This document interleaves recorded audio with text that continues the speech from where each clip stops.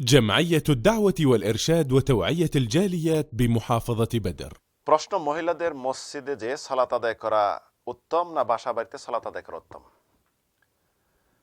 মহিলাদেরকে বাসা বাড়িতে নির্জনে সালাত আদায় করা তাদের জন্য উত্তম, মসজিদ থেকে, এমনকি মসজিদ নববী থেকে উত্তম।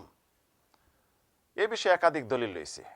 উল্লেখযোগ্য দলিল, উম্মে হুমায়দ, আবু হুমায়দের স্ত্রী রাসূলের কাছে আসলেন, আসার পরে বললেন, ইয়া রাসূলুল্লাহ ইন্নী উহিব্বুস সালাতা মা'ক, আমি আপনার সাথে সালাত আদায় করতে ভালোবাসি।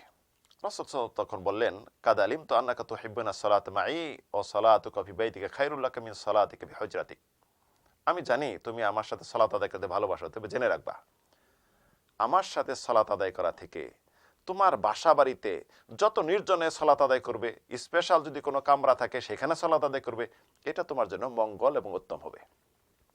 তাহলে মসজিদে যাবে না, মসজিদে যেতে পারে জায়েজ, সার্বিকভাবে চাকচিক্য প্রদর্শনী না করে এবং আতর গোলাপ সুগন্ধি ব্যবহার না করে সর্বাঙ্গ ডেকে পর্দা করে যদি যায়, ফিতনার আশঙ্কা না থাকে, মসজিদে সালাতের ব্যবস্থা থাকে, সেই ক্ষেত্রে সেখানে যাবে। যাওয়ার পর মসজিদে অবশ্যই মহিলাদের কাতার পিছনে থাকতে হবে, কারণ মহিলাদের কাতার পিছনে এটা হলো উত্তম। খায়রুস সুফুফিল মারআতি আখিরুহা, মহিলাদের সবচেয়ে উত্তম কাতার হলো পিছনের কাতার। পুরুষরা সম্মুখে দাঁড়াবে, মহিলারা পিছনে দাঁড়াবে, এটা হলো বিধান।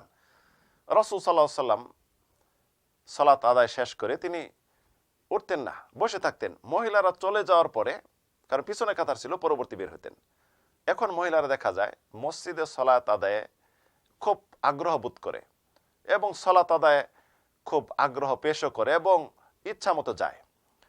তবে বর্তমানে ফিতনার যুগে আমি মনে করি বাসা বাড়িতে সালাত আদায় করবে, একান্তই জুম্মার সালাত, ওয়াজ নাসিহা শোনার জন্য।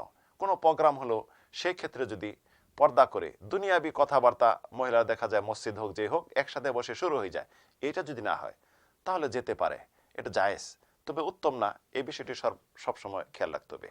আল্লাহ তাআলা আলাম। ওয়া সাল্লাল্লাহু আলা নবিনা মুহাম্মদ।